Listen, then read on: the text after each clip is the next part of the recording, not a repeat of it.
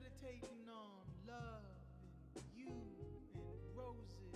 Ron Newman, a championship's brewing. Sweet 16.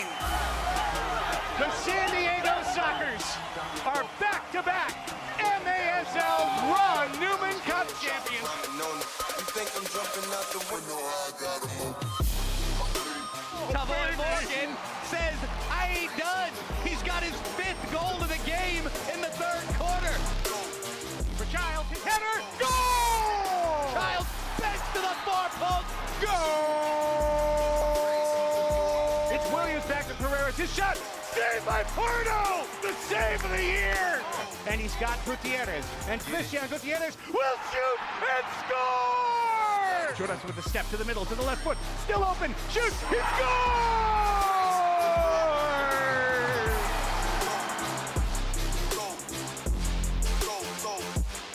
Charlie fakes around a man. Shoots. He scores!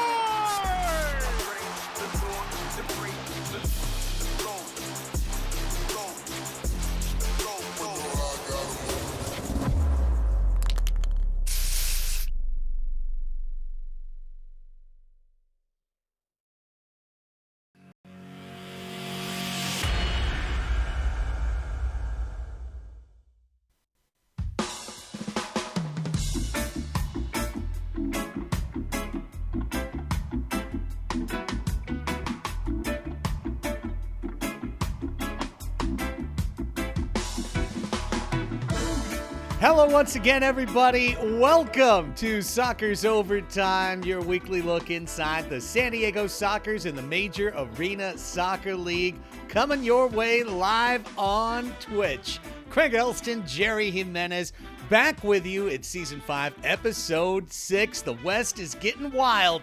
The San Diego Sockers still finding their way to the top of it at 3-0 right now, but it's been a hard road traveled. Jerry, we're both decked out in the holiday spirit.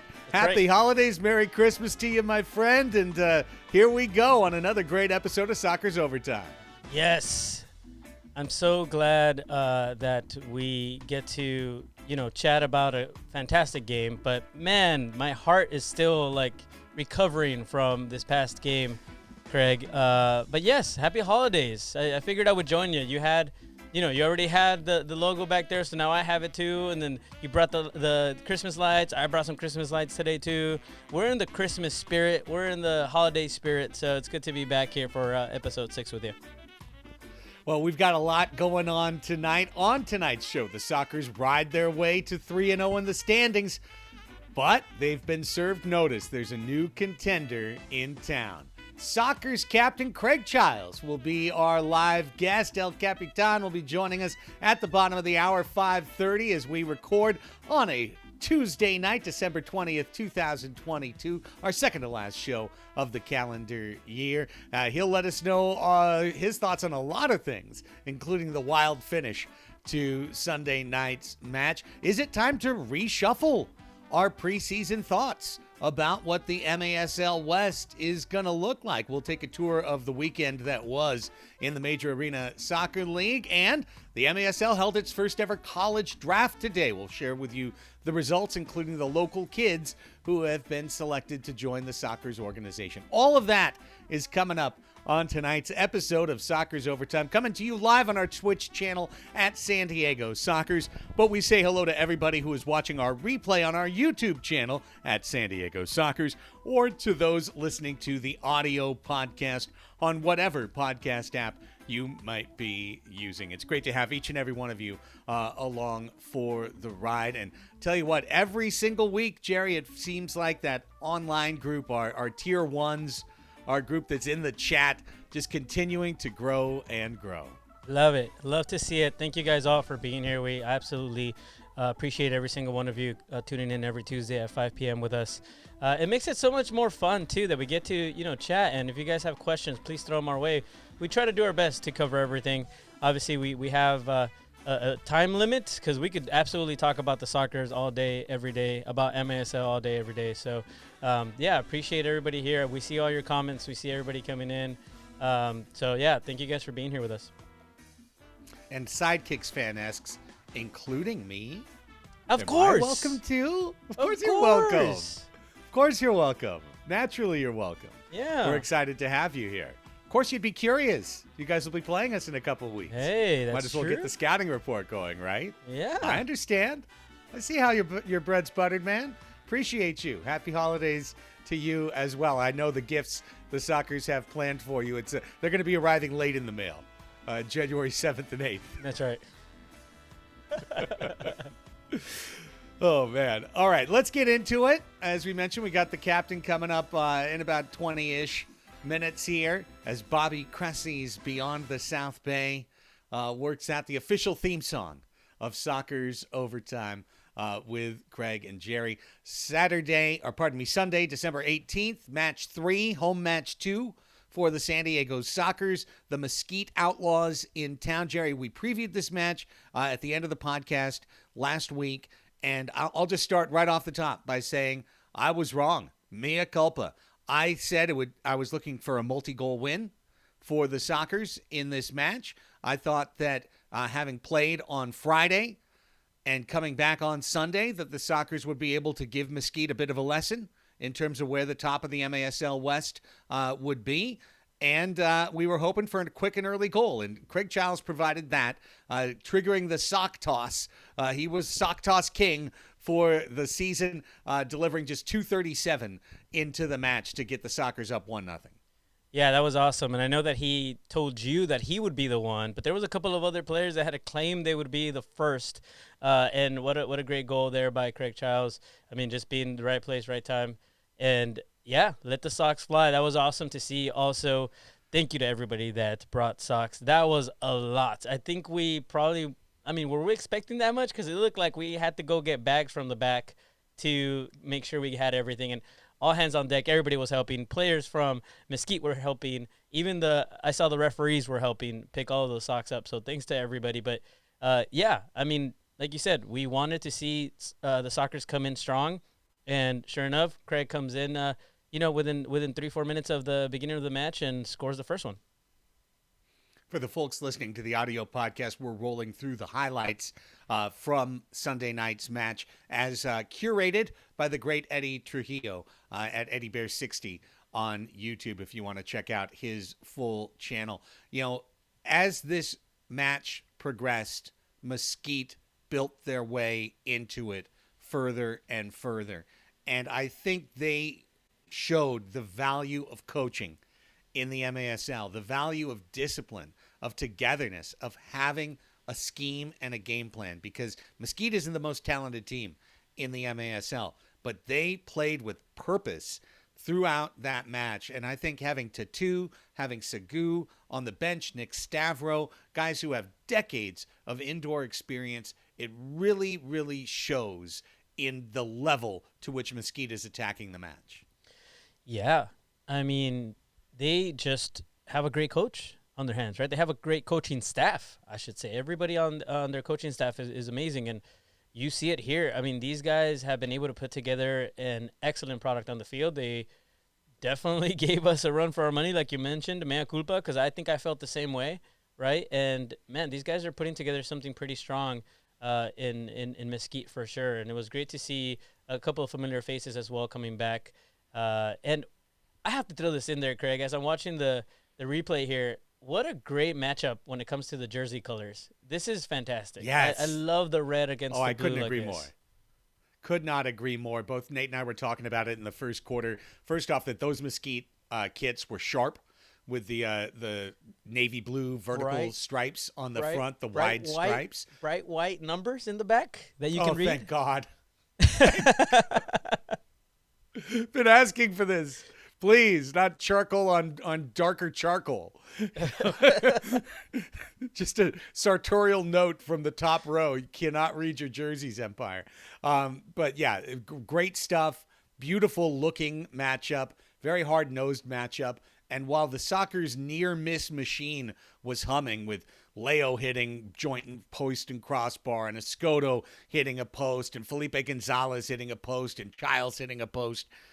Meanwhile, Here came Emmanuel Aguirre, revenge season. He scores. Here comes Alex Chacunte, a player we haven't heard of, but comes from futsal, and he scores a great individual goal. And all of a sudden, you're looking at a 2-1 Mesquite lead and a second quarter that was not going the Sockers' way at all. No, and I would encourage people, if you didn't actually go through our Instagram stories, we do a pretty good job of archiving our game day experience.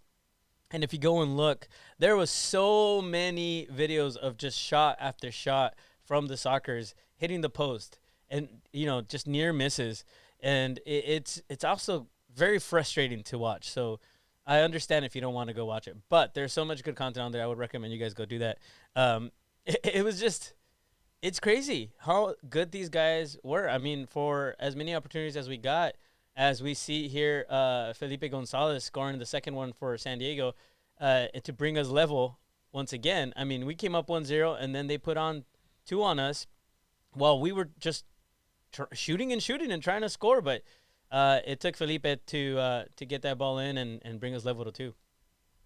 Yeah, and that was a great way to come out of the half, scoring just 19 seconds into the third. A shot that Pablo does it. He blocks, but he blocks it rolling back to Felipe, basically putting it on a tee like a father would to his son, saying, "Here's a second chance. Would you like a different service?" And there it is. And of course, Christian Gutierrez poaches the goal there and winds up taking the goal at the end of it, scoring it from about negative half a foot away, literally halfway in the goal. Christian Gutierrez as he deflects that ball. Nonetheless, 2-2 right there. And one thing that we really noticed up top, Jerry, in the broadcast that changed from the second quarter into the second half was to see the Sockers start to play more of a team game. There's a lot of guys who have the individual ability to break down a defense, but you've got to keep your teammates involved, and not just by standing still like a jump shooter waiting to get past the ball. People have to move off the ball, and we saw better off-ball movement, and I think we saw some big adjustments in the second half that really paid off. Yeah, absolutely. I think that was a great way to go into the second half, but here we are again in the third, and Mesquite does not let off the gas, and we have I apologize, I don't remember his name, but that third goal coming in from Mesquite. Yeah, Chacunte, Axel Chacunte is second on the rebound there. Yeah, Chacunte really impressive. Yeah, taking advantage of that rebound. Strike.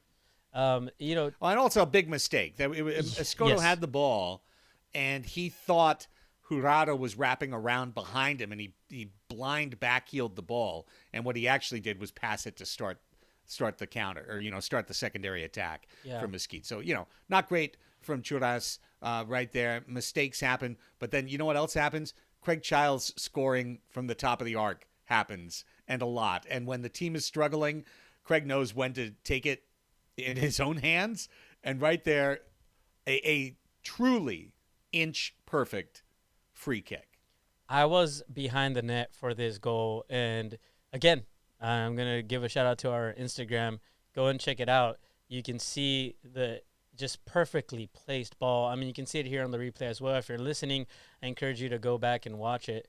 It is just, it's Kraig Chiles doing Kraig Chiles things, man. He does a little bit of a fake, looks over to the left at Charlie, and then just perfectly places the ball in the top right corner. I mean, nothing really that Pollo could do. He really, actually, now that I see it, I don't think Pollo saw that he took a shot, but he went low rather than going up, so he couldn't see because of his of the wall there, right? Yeah, he couldn't. Yeah, he had no chance. No chance. Even if you had told him where the ball was going to go, he wouldn't have been able to stop that. And it's like he could have literally, as Pollo was setting up the wall, Kraig could have been like, "I'm going to shoot it in the top right corner." Yeah, like I'm calling and Pollo it. would have been like, "Is he really? Is he really going to shoot it in the top right corner? Should I just jump up there?" It wouldn't have helped. A la Babe Ruth, just like, I'm going to call it over there, and I'm going to let you know exactly what I'm going to do. And I agree with Susan here, Susan Barber. She says Kraig makes it look easy. It's not easy, guys. I mean, I'm sure you guys know that, but that is not an easy shot to take. And, Chiles keeping it going. Final minute of the third quarter to give the Sockers the lead for the first time since 1-0, and consecutive one-touch, a one-touch header to a one-touch flick to a one-touch shot by Escoto. And that's how you get the job done. Go look at some of the incredible goals in the World Cup final, and it's consecutive one-touch passes into shots. That's how you move the ball in professional soccer to score. And this was truly an artistic indoor goal. Yeah, what a beautiful goal. I mean, Escoto scores nothing but bangers, and that right there, again, what a beautiful pass from Kraig Chiles coming in, gets it one touch to a single touch from Escoto, and just nails it with his left foot, puts it in the back of the net. But Mesquite had one more answer, an absolutely beautiful set piece. Yeah. Sometimes you just have to nod in appreciation. And this was the case of De Leon with the rollout. Pablo not only dummies the ball, but does a little fake kick to keep everyone's attention. And then it's right off to the wing to Mendez for the goal. This is perfect planning. And Macias on the rollout, not De Leon, nonetheless. Perfect planning, perfect execution. And right there, 4-4, Soccer's have that opportunity. Pollo Cortez is standing strong. Boris Pardo is standing strong on the other side of the floor. He winds up with a 14-save night. He makes big stops, in a time match. And it comes down to a frustration penalty that's taken along the wall and a blue card that's levied against Mesquite and a proper call against Mesquite, which gives San Diego, with about 5 minutes to go, a power play. And it was really interesting, Jerry, and something that I even talked about with our general manager, Sean Bowers, who is an incredible outdoor and indoor player in his own regard, right, as we see the blue card in our replay here and the call on David Ortiz.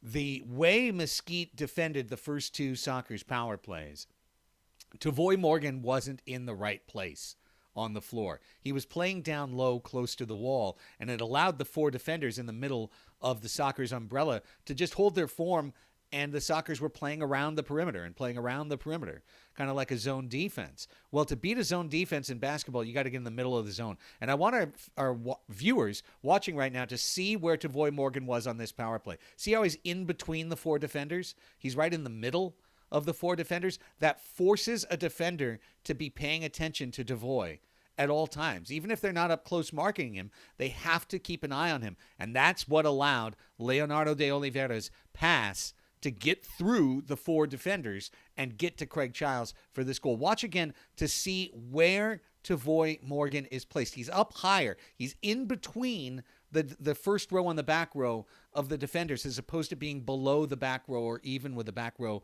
of the defenders. And in doing so, that just forces spacing. It creates the spacing necessary for that pass to go through and for that goal to be created. Yeah, I mean, this is right here the reason why the Soccers are so good at indoor. This is why the Soccers are so good just in general, right? Because these are the types of plays. This is indoor soccer at its finest right here, and you were able to break it down and see that. I didn't catch that, as a self-proclaimed newbie to this league. I think once you broke it down and I went back and watched it, and I'm listening to you break it down like this, I'm thinking, my goodness, yeah, I didn't see that at all. But once you really put everything together, I mean, and kudos to Tavoy too, for reading the play properly, knowing that he had Kraig Chiles back there. I'm not sure if somebody told him let it go. I'm sure they did, but man, who else would you want in that position but Kraig Chiles to put it in the back of the net, right? It's all about precision when it comes to plays like that as well. Well, you want Kraig Chiles on the field when it's time to put a ball in the back of the net. When the other team's on six attackers, you want Kraig Chiles off the field.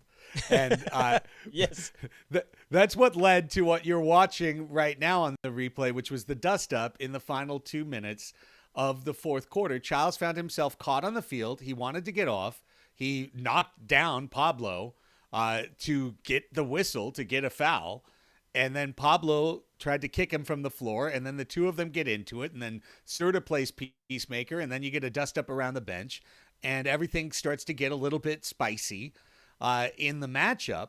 And then after that, Mesquite fires 4 shots on net in the final 90 seconds to try and put this one away. And Boris Pardo, who at first looked like he was hurt, turned out he was on the floor to try and also draw a whistle. He was fine, and he makes 3 leaping stops in the final minute. I mean, Boris Pardo. I don't think I would rather have anybody else but that man at net. He's just amazing at what he does. And again, with Mesquite coming in and surprising everybody, I mean, Boris had to act. And he sings praises to Mesquite, right? Afterwards, you interviewed him, and he had nothing but good things to say about them. And again, Boyo and the entire crew over at Mesquite and what Tattoo are doing and everybody over there. I mean, it was just really impressive showing, really great game. And I see it here from Sidekicks fan. I mean, I have to bring this up. Every rivalry has an origin story. And could this possibly be, Kraig, the beginning of that origin story this season? Is Mesquite and San Diego, are they going to be our rivals? It's supposed to be Empire. It's always Monterey. Last year it was Chihuahua. And Mesquite serves early notice. This is the first of 3 matches against the Outlaws. They come back to town. I got to go grab my notebook to pull up the schedule. I know they come back to town, I think, in January, and then we go there in February. And those games are going to be intense. And the fact that there's 2 here and 1 there could be important.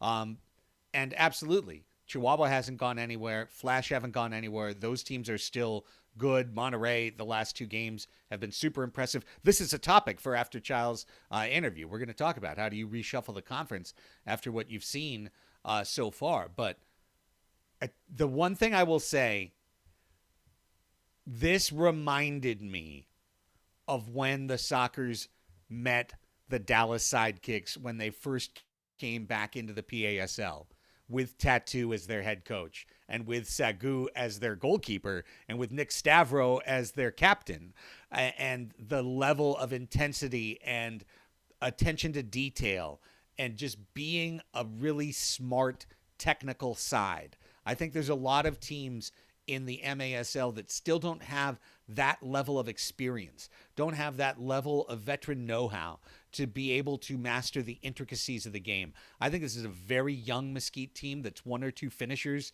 from being a real contender, from being a team that really could challenge, but they're feisty and they're exciting, and I think that's a direct reflection of Tattoo, Sagu, and Pablo. A guy who was a head coach himself last year and is clearly their coach on the field.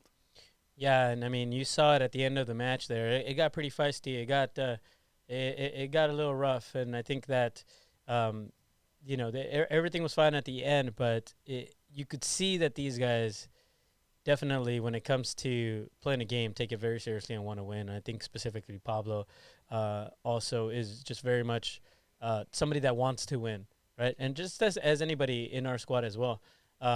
But I do agree with Alan here in the chat. He says it's also great to see teams that are competitive. Pushovers are boring. And, man, you mentioned it. What's the title of this podcast, Kraig? The West is wild. It's difficult, and now we start seeing what the West is made up of. Man, I cannot wait to play the Sidekicks, honestly. I cannot wait until we play Chihuahua and Flash, because man, this is shaping up very quickly to be an exciting season, and one where, hey, look, we've won now every single game, but hey, that could change. Absolutely, and that road trip to Texas, the Texas two-step is coming.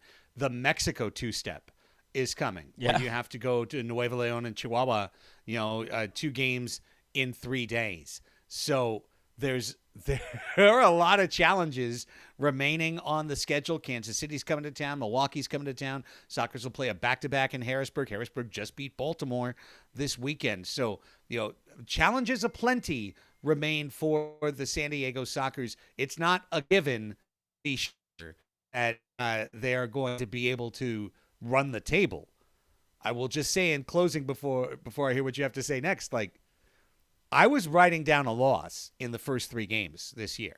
I had that in my mental inventory wherever the team finished, that they were going to lose one of the first 3 games, if not 2, because short training camp, teams coming in ahead of them in terms of fitness, in terms of preparation.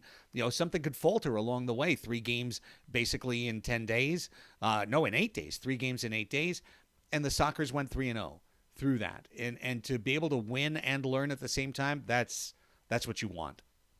Yeah, I absolutely agree. And Dr. Perfect in the chat, I agree with you as well. My cardiologist would like also to have maybe something that's not as crazy. Oh, Kraig is shuffling over there a little bit. That's what you hear. It's some special effects. But yeah, it's Sorry about that. I had to get the link. I had to get the link to Kraig. Oh, yeah, we want him in here. No, let's chat with everybody while we wait for Captain Chiles to come in. Yeah, it's great to have met you as well. By the way, if you guys see me out there, I got to say hi to a few of you. Make sure you stop me, say hi. I always have time to say hello and chat a bit. Even if you see my face in the phone, I'm just working. That's all it is. But yeah, he's not ignoring you. I'm not ignoring you. He's just working. I am working. That's what happens. If you see me and I'm like this, that's me working. Believe it or not. Well, we've got some great comments in the chat as we wait for Kraig to join up, and he's right now just in the process of dialing up. He texted me and said, "Hey, I'm watching, but I don't have the link yet," so I had to go behind the scenes right there to send that link. Nonetheless, a question from Seidler, Peter Seidler, slightly different spelling, asking, besides Mesquite, who's your biggest positive surprise so far this year? And I think that's a really interesting question, because Mesquite is definitely number 1 on that list for me. I might say Utica's off to a better start under Everton as their new head coach, and that's a team that didn't look that great last year. So if you have to ask me for a second one, I guess that would be it. Yeah, same for me. I think Utica surprisingly has done a lot better than I thought, and Mesquite has to be number 1. Those guys were tough, man. Again, cardiologist visits constantly, being in part of this club. Apologize to everybody here, but that's just part of it. It's part of being a Sockers fan. They bring the excitement, and what a game that was, right? And whenever you're ready, Kraig, we do have Captain Chiles waiting in the green room. Well, we don't ever like to keep the captain waiting, so let's welcome him in. He is a 6-time champion, 3-time league MVP, 3-time finals MVP, future Sockers Hall of Famer, future retired number, but he is still alive and kicking with a hat trick and an assist in the Sockers' last match. Kraig Chiles is joining us in our pre-Christmas edition of Sockers Overtime. And Kraig and Jerry are old pals here. Kraig, thank you so much for the time. Hi, guys. Thanks for having me. Looks like I got a shadow on one side and bright on the other, but that's the lighting I got to go with tonight. I like it's kind of dramatic. Yeah. You know, I feel like right. Go back up. like a Batman movie is what I was thinking. You're Two-Face right there, which is probably what Pablo has to say about you as well. He probably said some other things too. Are you recovered from the finish of that match?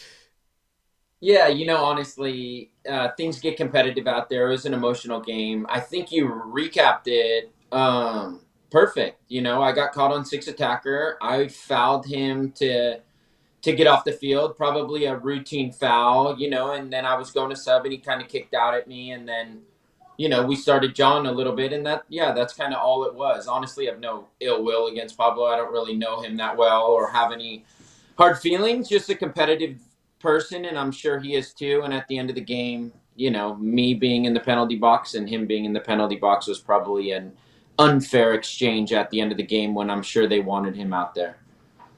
Kraig, so we had Tavoy say he would be the first one. I believe we had Felipe say he would be the first one, but the honors of Sock Toss King for 2022 go to you, sir. How do you feel right now? Oh, I feel great. I'm going to Disneyland. No, yeah. I was joking that I was going to shoot the first 3 free kicks that I got and make sure I did it. But yeah, honestly, I got locked down in the first game I played this year, and it was nice to kind of find that lucky bounce. 2 minutes into the game on my first shift, it couldn't have started better. So much fun, and in fact, shooting a free kick turned out to be a good idea for you later in the match. So we're always happy when you take the free kick. It's fine. Yes, It's fine. I mean, you can't take it every time, but Yeah. it's pretty good when you do. Got to share the love. Yeah, you got to put some in your back pocket, and you got to use them at the right time, and yeah, you got to make sure that all your teammates are happy too. How surprised were you, if at all, with just kind of the level of intensity that Mesquite brought to the match? Honestly, we knew that they were going to press hard and that they were going to get in your face. They're younger players, and honestly, I think they're trying to prove themselves and stamp themselves in the league. And let's not forget the majority of those players were in a playoff contending Dallas team last year and played significant minutes and big roles for that team. So it's not a Mesquite team that was completely put together out of the blue. They had a really good balance of youth and experience, and we watched their games. We knew it was going to be intense. And to be honest, in the first half, we were a little too casual and didn't match the intensity. But in the second half, we picked it up for sure. One of the things, Kraig, was the power play, right? We had a couple of opportunities that we could not score on during the power play. So what do you think it's going to take for us to get those power plays rolling? It takes repetition. It takes practicing, making sure that everybody is in the best position for not only themselves but the power play unit as a collective whole. And so, yeah, we made a couple adjustments. You guys noted one. Tavoy moved centrally and stopped kind of floating down low, and I think that gave Leo and Charlie a little more opportunity to run that power play in a 2v1, which leads to some openings and some unbalanced situations. And we were able to put it together. The truth is, we haven't been good enough in the last couple days on the power play, but we also know, we need that power play to be 150% come the end of season and playoffs, and it's still a work in progress. One thing occurred to me as well, Kraig, and we even talked about it a little bit at halftime, but, when you see that five go out on the floor and you go, my God, you've got Kraig Chiles and you've got Leo and Charlie and Brandon and Tavoy. This is the Voltron 5. Like, it's a super team assembled. But then you think about the style of the players, and Tavoy is a shooter, right? You're a shooter. Brandon is a guy that's going to break you down with the dribble. Charlie's going to break you down with the dribble. Leo's going to break you down with the dribble. And in a weird way, I almost feel like taking one of those cats out and putting in a guy like a Felipe Gonzalez would bolster the unit, simply because Felipe makes those off-ball runs, and where he's not waiting to get a ball and do a dribble. He's trying to cut through to create space, and I saw that in the second half. More off-ball movement, creating spacing, creating chances, and I feel like that was one of the things that was really kind of missing in that first half. Yeah, from the power play in particular, we've realized the more stagnant we are in our position, the less likely we are to have success, and the more mobile we can be. It just throws the defensive unit off. But you're totally right. When you get in a position where it's pass trap run, you create a cycle where players have to cover other players, where players may lose their runners. And Brian Farber is a key example of that. He made selfless runs, is what we would call them, for years. And Felipe and Pee Wee and Serta, everybody takes their opportunity to get up the field and try to drag opponents into different positions. And that's what we needed, honestly, in that game too. We didn't just need people to dribble the ball or want the ball at their feet. We needed people to be mobile without the ball. And, that is a big part of the game that is not highlighted as much, but very, very important. One of the things that we've also talked about, before in this podcast is how the West is shaping up to be just a really, really interesting division, and how strong all the teams are, obviously.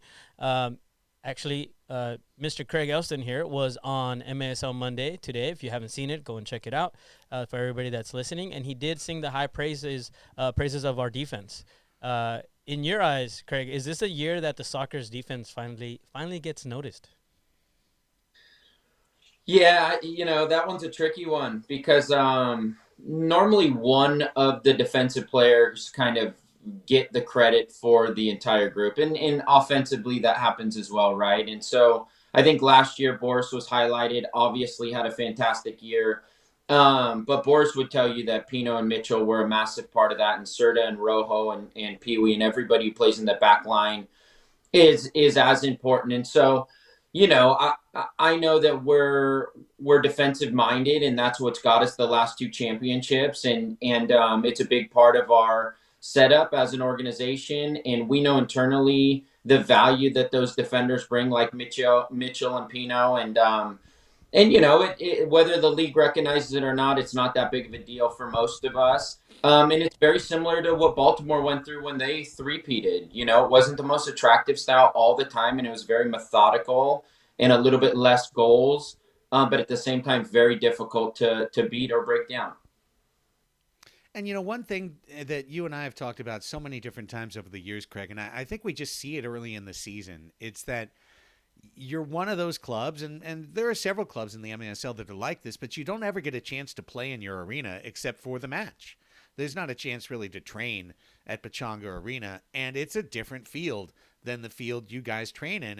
And I think every year we have what I call the near miss machine, where you guys are just dialed in on the post and crossbar. You're dialed in on just missing, be it being an inch off instead of an inch on. And it takes like the fourth, fifth home match, and then like you guys get the measure of it. You start to get that feel. You start to get that muscle memory back, and then it never is a problem the rest of the year. But I always kind of feel like early in the season, finishing at home is in particular something the Sockers struggle with.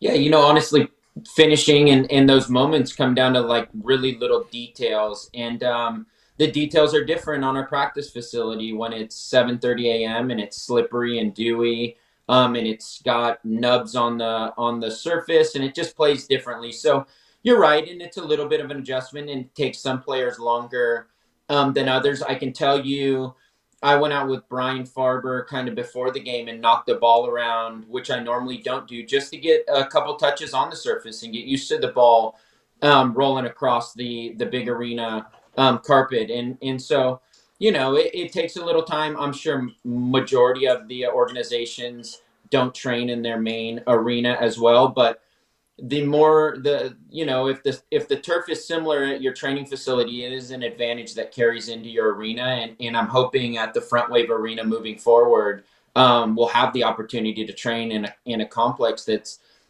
similar to what happens inside the building. So many advantages, right, of having your own arena and something like that. I mean, you don't really think about it as a regular fan, but I mean that makes perfect sense. That's great to hear, and hopefully that is the way that it works out. And I have to bring this back, Kraig. I mean, we were talking about the West. Just very impressed. I feel like this is the first episode of the season that we get to really talk about what we think about these teams, because we've gotten to see them a bit more and had an opportunity to see them play against other teams, obviously, and then the teams that we've played now. I'm interested to hear your view on the West now that a few games have been played. Yeah, obviously, if you look at the roster, the big fish that we're looking at is Chihuahua, and they gave us a hell of a series last time, and we know they retained a majority of their players. Monterey looks fantastic and has an abundance of quality. It's just a matter of the transition time it takes for them to get used to substitution and the board and the free kicks and the little nuances of the game. And I'm sure every game they're going to be competitive and feisty and intense, probably similar to Mesquite. And Mesquite is young and energetic, and deep down, the way I'm sure those kids are going to be healthy and fit and still chomping at the bit. And the Fury, us in the Fury, or us in Empire Strikers, we just go at it every time. And those games become physically demanding. And at the same time, they have the talent that can give us problems too. And so that leaves us with Dallas and Tacoma. And, Tacoma's a well-oiled machine. It's the same group we've been playing for a decade, and they have a good system, and they understand each other and the roles. and responsibility that each player needs to bring. And so you know what you're going to get from Tacoma. You're going to get an 8.5 out of 10 performance, and you're going to have to finish your chances and limit them. And it should, turn for us. And Dallas is, what looks to be in a little bit of a rebuilding year, but I'm sure they'll still be able to get out there and give teams problems with their balance of experience and young, eager players as well. An excellent review, my friend. We've got two things left for you. The first, a little bit impromptu, but the soccer, when we'll talk about it more in a few minutes after you're off, but the Sockers participated in the first MASL college draft. And I do have to ask you about the first round pick because he is out of Cardiff Sockers. He's out of your program. Jesse Gonzalez, a midfielder who played at Miracosta College and also with you at Cardiff. What do you know about Jesse? Jesse came to me during COVID, and he came to me from City Carlsbad, a big club up in coastal North County. And dude, he has a fantastic engine, a great work rate. He's young, he's eager and willing to learn, and he's got good technique with both feet. He finishes well, and so last year he played a lot of M2 games, but didn't get as many minutes. And this year, he's trained a few times with the first team, and he'll be playing all the M2 games. And he should be looking to make his stamp on the indoor game. He's a great kid. He's from Oceanside as well, which will help give us a little hometown love when we get up into that Oceanside arena as well. And so the club is super proud of Jesse, and hopefully the future is bright for local kids coming up through the youth club scene and the college scene coming into the San Diego Sockers. And through that draft, I did reach out to Ryan over and Rafael Cox, who's obviously an MASL familiar face at San Diego State, to keep an eye on some good up and coming talent. And I'm sure we're connecting with Quinny at USD as well. And so, the point is, if there are players that don't have a direct avenue to the outdoor game and their college career is done, the MASL could be a great stepping stone for them and give them an opportunity to not only continue to play and get paid, but at the same time, train and train at a high level that may benefit their outdoor games, similar to our buddy from up north who made the jump to LAFC. And so anything is possible as long as you work for it. And it's really cool to see the MASL both do the college draft this year and the open draft, which I was semi a part of both operations. More than semi, my friend. A little more than semi, in both cases. Okay. Last thing. We did this on Media Day or Photo Day, not Media Day. Greg said he gets mad if I call it Media Day. He goes, "Why wasn't I invited?" Because there was no media. Because there was no media. It was a photo day. It was a photo video day. But for Sunday, we were waiting for the right time, like a Kraig Chiles overtime game-winning goal, to drop the hammer of super hot fire and start to roll out our Sockers meme replacements, our redos of memes. So I know you've gotten the chance to see it, but now you got the chance for people to react to seeing super hot fire. We're rolling it in here on Sockers Overtime as well. What did you think? Honestly, something special. Yeah, no, I've gotten a lot of positive feedback. A few, what in the hell is happening? But hey, it's a close knit team, and whatever it takes, to get people in the crowd and get that, get everybody pumped up for the game. We have to show the side by side because you guys have to see how perfect this is. Like this, in my wildest dreams, that I think it would turn out this good, but I'm sure everybody has seen the original. But let's watch these side by side. Like, how good is this? Oh my goodness. And I mean, it has a lot to do with how good you guys, performed as well. I think that was the one thing. I mean, everybody was into it. Everybody was willing to do their part. Everybody got the direction from director Craig Elston, and they nailed it. You guys all nailed it. Yeah, no, the only problem was I got a little bit of foggy dizziness from wearing Phil's glasses. I almost fell over after that, but no, it's super fun. And we were excited there, looking forward to our first game, and it's nice to get back going. Yeah. Great stuff, Captain. Thanks for the time. I know you got a big board meeting coming up in just a few minutes, so we'll let you have a little decompression time in between. But on behalf of a big crowd here in the Soccer's Overtime chat and everybody watching on replay, thanks so much for spending part of the show with us. Thank you, guys. Enjoy your night, and everybody have a good holiday. Thank you. And you too, my friend. Our best to the Chiles family in the holiday as it rolls. All right, there goes the captain. There you go. That was awesome. He's not even a rapper. He's not even a rapper. You know, you only get this type of insider information here on Soccer's Overtime. Those weren't, in fact, Phil Savaggio's glasses he was wearing. Yes. We had no glasses, and he said, wait, let me go grab Phil's. Or was that you that said that? No, he did. He said, should I go grab Phil's glasses? I'm like, yes, you should go grab Phil's glasses.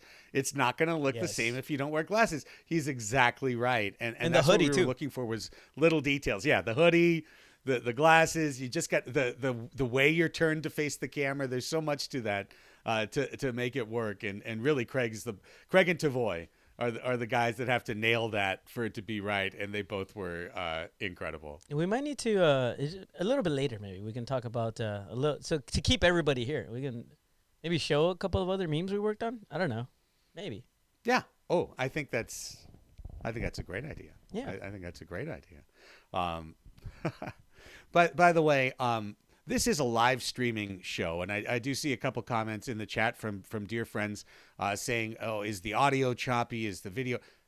We're as good as your bandwidth, and I'll tell you that right off the top because I've watched shows like this where it's smooth as silk, and I've watched times where it's choppy. It's smooth as silk on our side.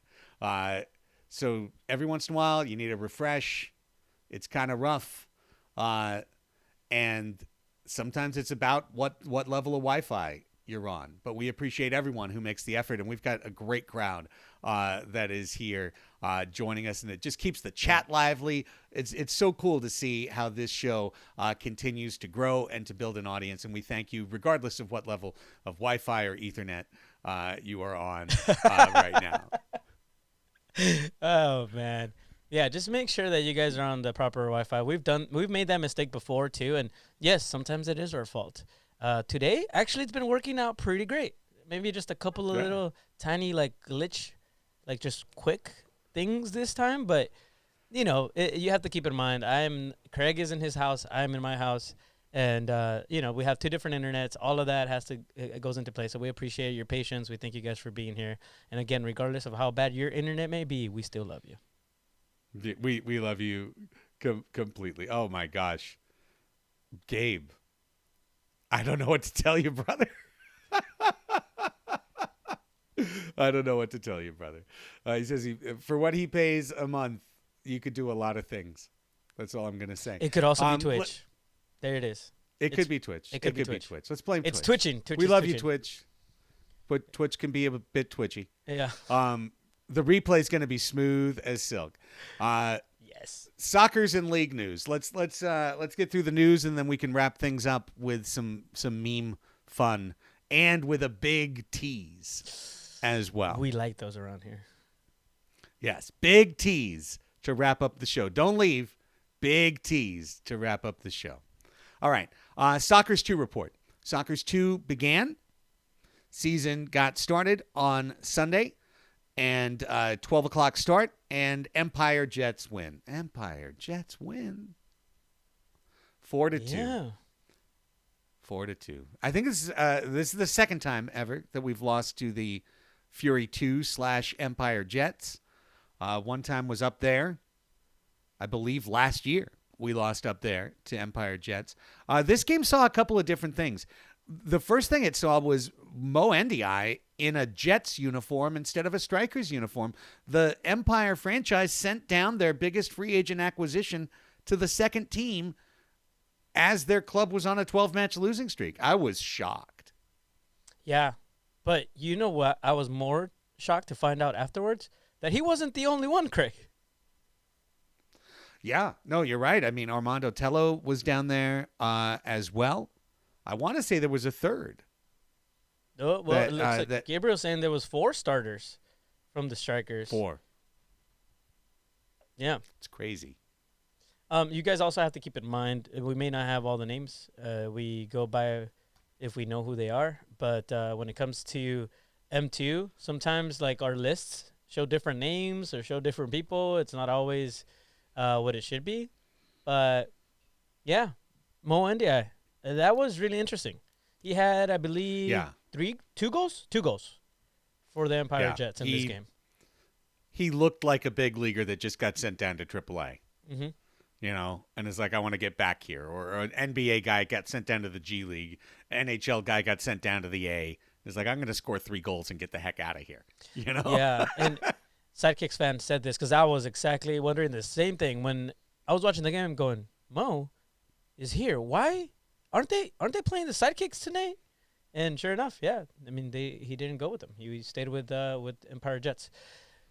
Interesting. Yeah, it was back and forth in the first half. The first half finished 3-2 Jets. Xavier Snare Williams played the first half for San Diego. He took a shot and saved it right off his face. Yeah. And was definitely dazed by the blow. I believe that was right before or a little bit after the third goal. Xavier, I thought, played fine. This is a team that had been together not at all. SD Soccer's too.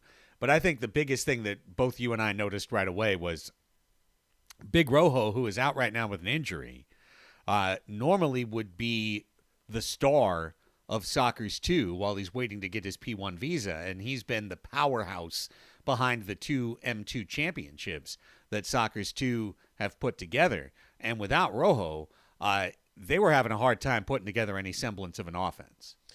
Yeah. Yeah, and he wasn't the only one that was missing this game. It felt like it was a different team. You know, it didn't have a couple of players returning for 2, and like you said, they hadn't really been together at all before this game, I don't think. And so it was, you know, it was, I guess, something to be expected if you knew those things going into it. The Empire Jets would give us a run for our money on this game, and they sure did. And it was, you know, it was interesting to see. I think I expected more from Soccer's too, especially against a team like Empire Jets. But knowing what they did in bringing in Mo Ndiaye and the others, you know, it's okay. I think these guys will pick it back up. They still had an okay showing. I think there was a lot to be desired, left to be desired there. And Susan's asking if X is okay. I'll let you in on something. So he's okay. I did have a conversation with him afterwards, and he did say, you know, I would have gone in if I was needed during the Mesquite game, and he said, but I'm also kind of glad that that Pardo behaved and didn't get any blues, any you know, he didn't get called into the box so that I wouldn't have to come out, because I would have come out regardless, but he wasn't feeling 100%, and he says he always wants to give 100% when he's out there. So I know that he was glad for that, but he's okay. So that's the good news coming out of that. Yeah, that's the very good news. X is fine. X will be back at training tomorrow. I have to mention something, Craig. I don't necessarily love having first team players in our second team playing a game right before, especially if it's a possibility they're going to come in, because there is always that chance, that opportunity of an injury, and that's scary. Yeah. You know, but it's one of those things that these guys don't get a lot of playing time, and somebody like X needs it, and we want him to have that, and so this is a great opportunity for him. So it's like you have to balance all of these things out, you know, and yeah, luckily we have some other great keepers, right? We have Yayo, Gerardo's in there. He did a great job also. Like you mentioned, they went in 3-2, 3-2 into the half, and then Jets were only able to score 1 after that. Yeah, and just the Soccer's 2 got shut out in the second half, which, you know, it is what it is. And they did have Empire, their third string keeper from the big league team, down as well. That's one of the 4 that Gabe was mentioning. So overall, you know, hey, it is what it is. That's why it's a developmental league, and it is a great balancing act. You bring up an excellent point, Jerry, in terms of what do? You need Xavier to be that backup, but Xavier needs reps, and you want that learning to take place in D2 where if you give up a bad goal or if you make a mistake, it's not costing you a big league match. It's not costing you 2 or 3 points, in the standings and maybe the chance to host the grand final. And that's the difficulty of the situation. I see Toy Runner saying, I didn't make it to the M2 game, but I found it odd they made everyone sit in the corner of the arena. Was it everyone, or was it just that the Strikers fans all sat together? Because that's kind of what I thought it was, but I honestly am not sure. I'm not positive. Yeah, that was interesting too. I noticed that. I didn't see anybody else sitting anywhere else. I do believe it was everybody. Oh, okay. And Marlisha and Keith just explained it. So it is. It's a staffing situation. I think we've even talked about it before, how we've got a slightly different circumstance with the arena than we've had in past years, where like every single person is on the and anyone who's on the call sheet, the Sockers pay for. That didn't used to be the case. Yeah. So it is what it is. Strikers fans were put in timeout. No. That's funny.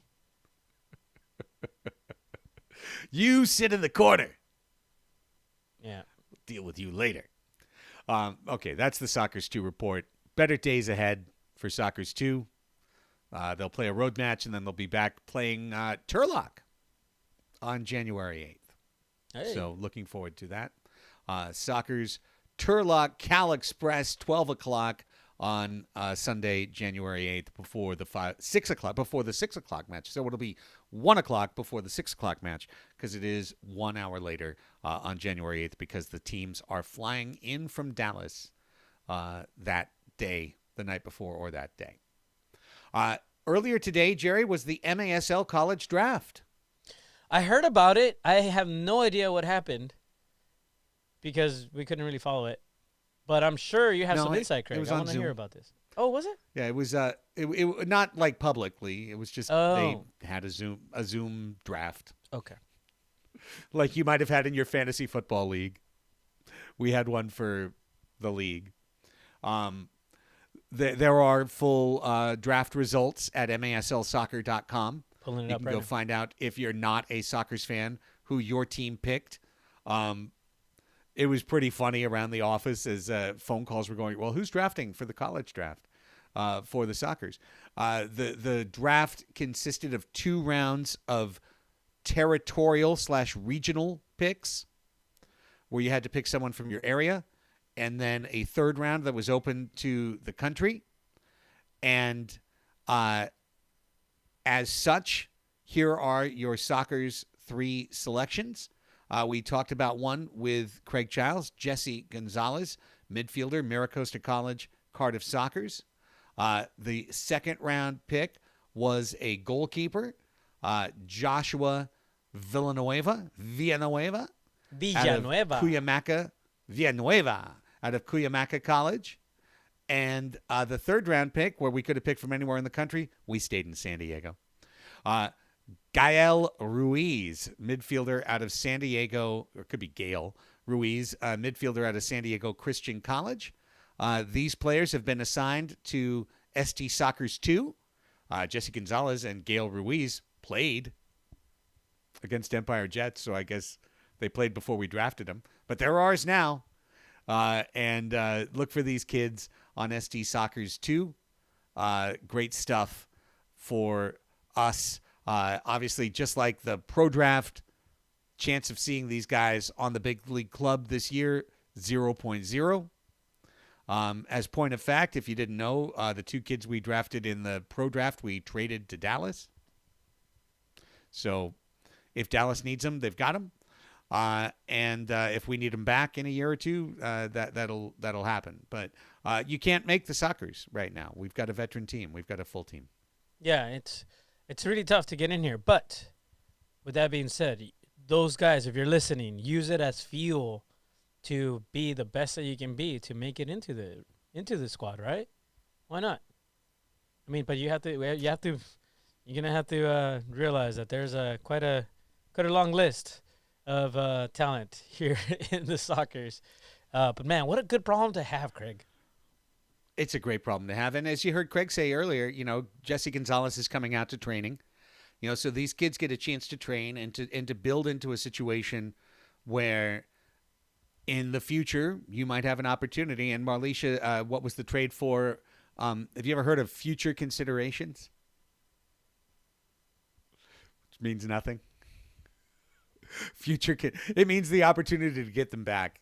Like basically Dallas needs players. They need bodies. So even in training, you need bodies. So there's some guys that you just allow that opportunity. And it comes with an understanding that if they get to the point that the Sockers want to ask for them back, they're going to have that chance. So it's almost like loaning someone out, as you see in European football or in South American football, loaning someone to a different league.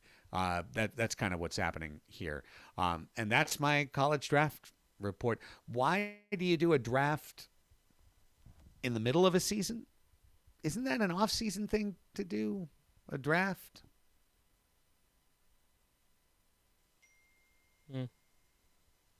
Oh, someone's phone's. MASL gonna MASL. Yeah, the boss is texting. The boss is texting me. Sean Bowers, you should watch Soccer's Overtime. If you were watching Soccer's Overtime, you'd know not to text me because I'm on the show. Sean, come on, man. Sean, I'm not going to post the college draft graphic right now. I'm hosting the show. I'll do it in a half hour. We're always working. This is what happens. See, guys? I'm telling you. It never stops. It never stops. We love it. It never stops. Okay, around the MASL, briefly, looking back at the weekend that was, I'll tell you what really stood out to me was Monterey, Chihuahua. Jerry. Yes. Monterey goes to Chihuahua, wins in overtime, 8-7. A game that Monterey was controlling most of the match. Chihuahua's home opener. Savage scored 3 fourth-quarter goals to draw level and to push it to overtime. And then set-piece goal for Monterey. Corner kick, set-piece goal that was the overtime golden goal game winner. But I noticed they added lights. Did you see that at Corner Sport Arena? How like each of the stanchions now have almost like the lights you bought for the hype video. Mm-hmm. They have like lights like that going all the way up and down, and like they were flashing while the ball was in play. It's got to be the craziest atmosphere in all of indoor soccer. Corner Sport Arena. I mean, I don't. No one's beating them right now, especially with the addition of the lights. It's like Cosmic Bowling. Like they're trying to make that type of atmosphere in Chihuahua is what I think. But aside from the distractions, what a crazy game it was, Kraig. Like honestly, I mean, these two teams are gonna be just fantastic. They're gonna be so much fun to watch, especially when they play against each other, right? Because, I mean, what better thing to see than two definite rivals go at each other and have this type of game. I mean, it ended, as close as could be. For a little while, it didn't seem like it was very close, though. Hey, Mariano Bolela, one of the great indoor players. He's the head coach of Flash. Luis Jaime Borrego, one of the great strategists in the sport. He's head coach of Chihuahua. These teams are going nowhere. They are going nowhere. And the one thing you kind of almost don't, I guess you do want them always to go to overtime if you're a soccer. I mean, I don't know. It's kind of 6 of one, half of the dozen of the other. Do you want somebody to lose 3 points out of a match, or do you want nobody to get 3 points? It's one of those back and forth things. As long as the Sockers can keep getting all 3 points, it won't matter. Empire, finally off the schneid. Way to go, little brother. You got to win. Good job, guys. Good job. So excited for you. And it was a good, definite win against Dallas. Yeah. But against Dallas, it was still. A good game. It was, 9 in the back of the net for the strikers. I mean. Yep. The king wielded his mighty scepter a couple of times. Adrian Perez scored twice. I think much more interesting. Justin you know, Stinson? really, Stinson, 2-1. better game. It's just, for God's sake, the Empire's got to win eventually. Yeah. Hey, eventually the sidekicks are going to be tough too. It's just, it's pretty it's got to be tough for sidekicks fans to watch their entire team from last year, other than Jamie Lovegrove and Juan Gamboa, playing in Mesquite.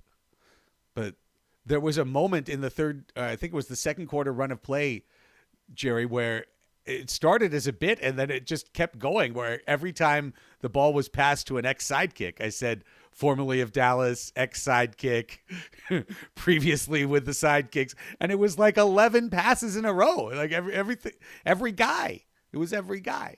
So, hey, time is coming. Sidekicks are going to bring it back. And as long as you have Lovegrove, you got a chance. So It's true. And Gabe is going to be in Dallas on January 7th. That's exciting. Oh, wow. Yeah, he glad to hear travels. that. That's awesome. Make sure you Hey, make a lot of noise, dedication, Gabriel. man. Dedication. A couple other notes from the league. Kansas City and Milwaukee, man, these two teams have if we think a rivalry is being born between San Diego and Mesquite, it would need to be fully grown to get to the level of Kansas City, Milwaukee, where things tend to get ridiculous at the end of matches. A little bit. And when they get ridiculous, it tends to involve Derek Huffman. Hey, before you say anything about Derek Huffman, because I agree with you, he's a madman in more ways than one. 3 goals, 1 assist for Derek Huffman in this game. Great performance. And, I mean, Lucas Souza was the only one that was anywhere, that actually was better. 3 goals, 2 assists on this one. But, why Derek Huffman? Why? Why? Sidekicks fan Huffman blocked on Twitter by MASL. I mean, that makes sense. It's amazing. That makes sense. I hadn't heard an outburst so shocking and inappropriate since Kanye West on the on the charity. Not quite at the same level, but yeah. So Kelsey says she's uncomfortable. She's a Wave fan. So how do you feel, actually? I mean, how do you feel about Derek Huffman? I want to know that. I'm going to put you on the spot. Yeah. He's got a little Kyrie in him. He's got a little Kanye. It just gets himself in trouble. Gets himself in trouble. You can't do it if you're him. And he'll say, "Oh, well, I'm getting singled out for being beat." Yeah, you know why, Derek? Because of all the other things that happened. Because of what happened last year. Because of the spitting incident at the end of a match, with Neto last year that we all saw, that was on film, that got you suspended last year. I'll give you another cross-sport example, and I'm sure you're eating these all up, Derek, because I know you listen to everything about you. Rodman, great talent, does something dumb to get suspended. Kicks a photographer, no need. Yelling into a mic, no need. But I think he's a passionate performer. I remember when he scored and he screamed at Phil Salvaggio's wife. I don't even think he knew he was doing it to her, but it was... I don't think he picked out Leslie in the stands, but nonetheless did so. It's come on. I personally would either like to see the league lean into this a little more. How so? And let's have a little more pro wrestling. Oh. A little more controversy. I don't mind it. Let's give the players a walk-in song like in wrestling, but each one gets their own that. By God, is that Huffman's music? Dun, dun, dun, something like that, with the electric guitar and. Oh my God. Yeah. I'm all for it, man. I'm all for it. That's hilarious. It's one way or the other, though. You know what I mean? It's one way or the other. But I think that the bottom line is this league really markets itself as being a very family-friendly sport, as being someplace that you feel very comfortable, not only that you could bring your kids, but that maybe your teenage kids could go together and feel comfortable in those situations. And I understand that theory. I understand that thinking. But I also see some people in the chat responding right now kind of to what I'm talking about in terms of maybe have a little more, un poco más caliente, a little more spice, like a little more tolerance that when something like that happens at the end of the San Diego Mesquite match, it's not a shame. It's Part of the game. Good. Yeah. Right. Hey, do me a favor. Remember, everybody. this is the bastard love child of soccer and hockey.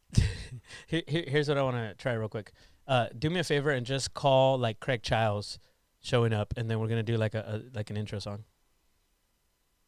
Just go ahead. Oh, Craig. what's that? Who? Use your stadium voice, and introduce Kraig Chiles. But am I doing my Wrestling. By God! Yes. Yeah. By God, is that Child's music?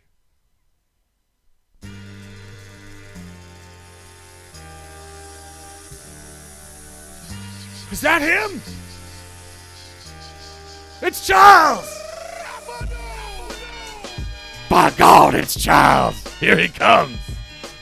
Dude, it would be so cool. I love it. Before we get the copyright strike, take that off. Yeah, that's a good point. We usually can only play Bobby Cressy songs for this reason. Yeah. But hey, he won't sue us, he promises. I'm on board. I mean, I think that would be great. Would the league want to do that? Probably not. But one can dream and, imagine these things. You never know. Yeah. I always like to think about what if it went just, one notch up. That could be fun.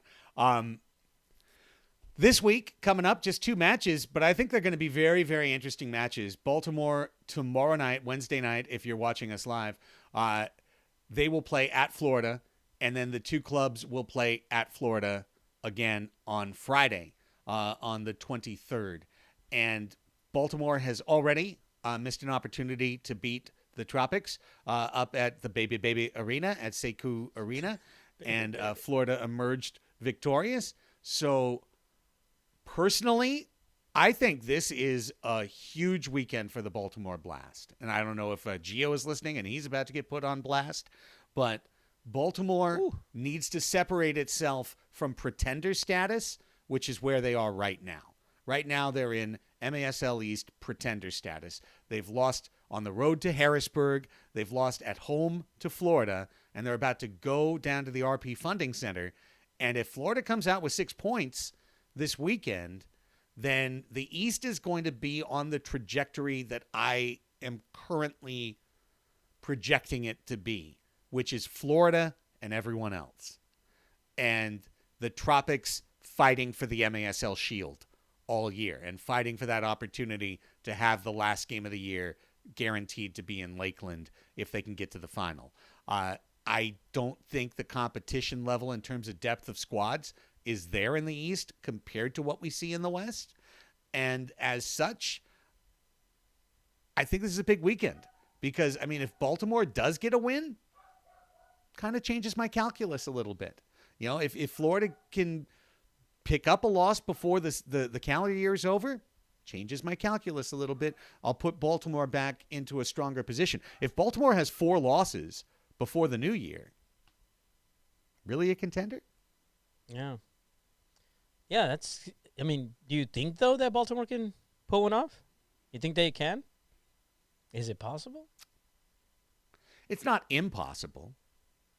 I don't necessarily think it's bloody likely, but playing twice in a row, especially a veteran team, I would at least expect one of the matches to be extremely competitive. But Florida, to me, is the other team I look at and I say they've got stuff at every level. You look at the net, and you've got Navarrete. He was really good last year. You look on defense, you've got Vandegrift, who won Defender of the Year last year, but you've got Ruggles, who I think is one of the best defenders in the entire league. And you've got guys like Alvis, like Monolaris, who have size. They got big size in the back. And then you've got Pereiras up front, and you've got Reggett up front, and you've got Bond up front. You've got Carvalho. You've got scoring talent kind of up and down the roster, first line, second line. Nobody's as deep as the Sockers, but the only other team to me that really comes close, leaving the Mexican sides apart for just a moment, is Florida. Yeah, that's fair. I had that mentality anyways. I just wanted to bring that question up, but I agree with you, Kraig. I think it's Florida and everybody else, tropics, everybody else. Especially now. I mean, I'm kind of not secretly. I'm gonna openly say this. I would say that I consider myself somewhat of a Wave fan. Like, I want them to do well, but then, Derek goes and does what he does, and I mean, you have to keep in mind for the Wave, you have Ian Bennett, and the only other person that was really coming close was Derek Huffman at this point. They're both sharing 7 points, and now with the suspension, I mean, they're losing one of their higher goal scorers and one that contributes of 4 assists so far. They're both 7 points, both Ian Bennett and Derek Huffman, and so that's going to be tough for them. But then you see Harrisburg, and I think Kelsey in the chat brought it up. They won, so anything is possible, right? But true. at the end of the day, you have to beat Florida to change my mind, I think. Yeah, me too. And last thing on that, because I saw Kelsey was like, "Oh, damn, Kraig, you're going hard."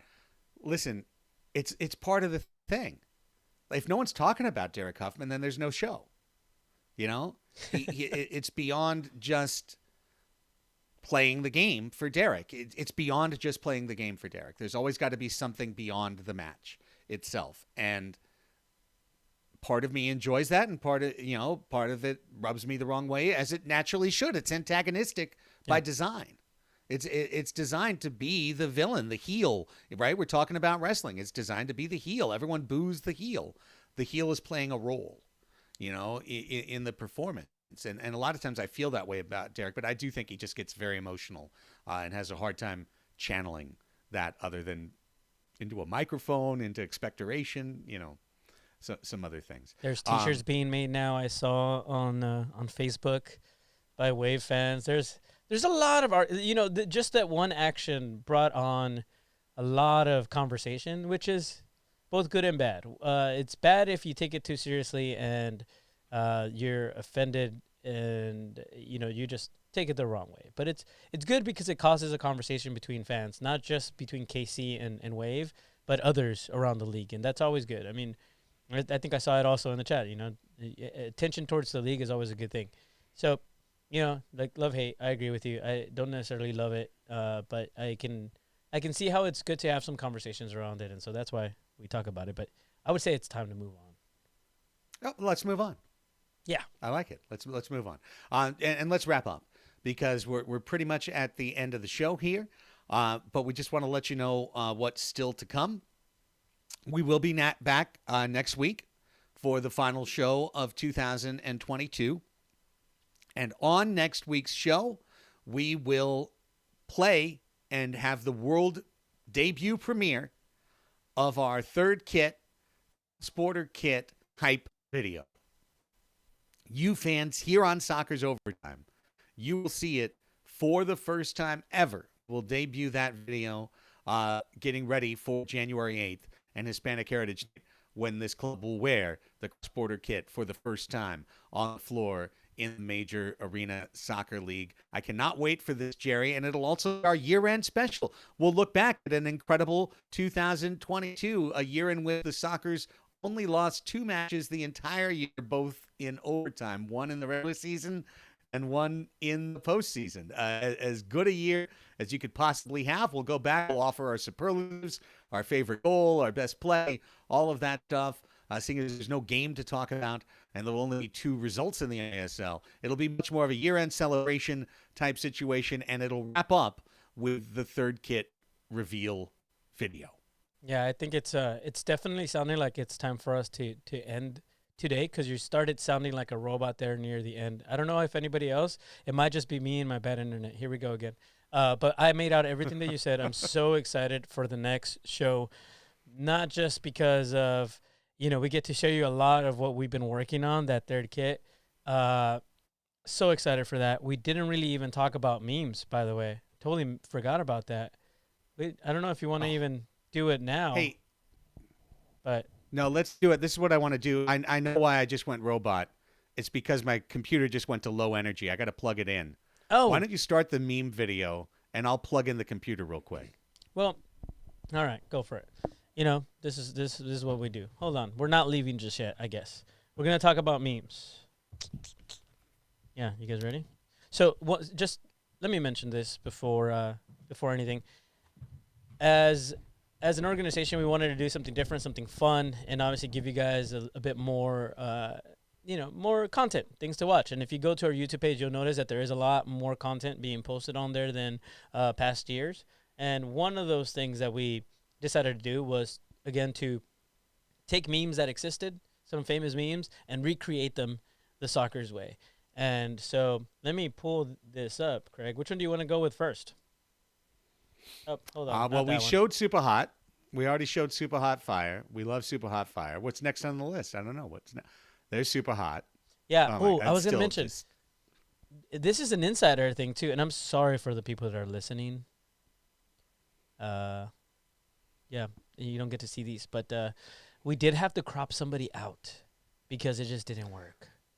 Yeah, and we had to go to the square box.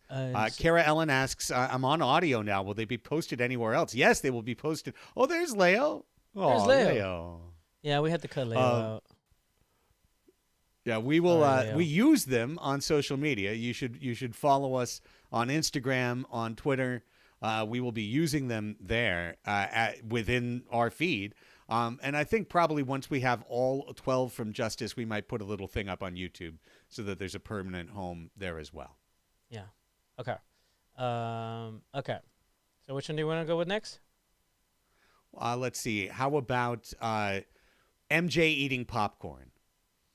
So hopefully you guys remember this one. You got Felipe Gonzalez eating the popcorn. That's actual real popcorn he's eating. Yep. Oh man, that's I love for when you're ready to watch the show. When you're you're just here to watch the show. Exciting match going on in the MASL. Some drama happening. We're just here to watch. That's our MJ popcorn meme. You know which one of my favorites has to be the Leonardo DiCaprio meme, the Great Gatsby, where he's doing kind of one of these cheers. Let's see that one. Yes.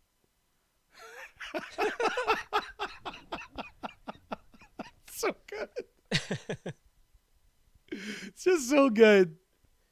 I mean, who else? Behind the scenes, yeah, right. It had to be Farber. We knew it had to be Farber, and he was disappointed because he had actually brought a bow tie to finish the look, and he couldn't remember how to tie it in time. So, and I couldn't help him. I'm like, I've clipped on every single bow tie I've ever had. So, Marlisha, yes, that's just a Calafino tequila ad.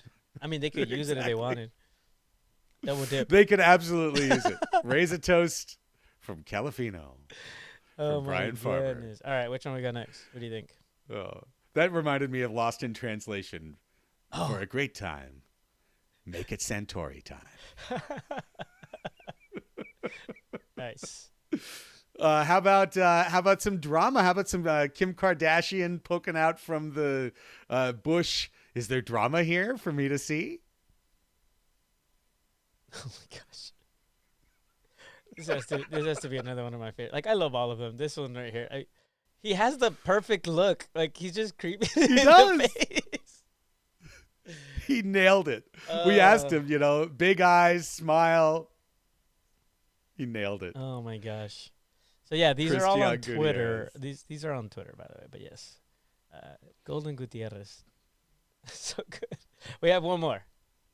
All right, what's the last one? We have a mic drop. We've got 4 now, and there's more to come. There's still more to come. We have a mic drop. Oh, yes. Oh, this might be the best one. All right. Here we go. Oh, wait. Should you, mention what it is? Is it for the people that... Yeah, this is the Barack Obama drop the mic. Where he gives a little... and drops it. So good. This one is so good. That was it. Yeah, I think that was at the end of his thing at the White House Correspondents' Dinner, maybe, when Obama did that. Yes. Yeah, I think it was. So good. I was going to say, Craig, a little behind the scenes. Your boy right here was catching the mic every time we did a take. So he's and we kept telling him, don't look down at me. Don't look down at Jerry. And he would just drop the mic and I would catch it. So... Yeah. The things Incredible. the things you never thought you would have to do, but here we are. Right? So much fun. We had a great time doing these. I hope you're having a great time seeing them. And like we said, that's just 5. We did 12. So, or at least 11. So more to come, more fun to come on social media. And if you do the right search in the gift bar, you can find these. If you type like Soccer's Super Hot Fire, if you type Felipe Gonzalez Popcorn, if you type Tavoy Morgan Mike, stuff like that, you'll be able to find your way to use these yourself on Twitter if you're still on that site, which is still here as of December 20th.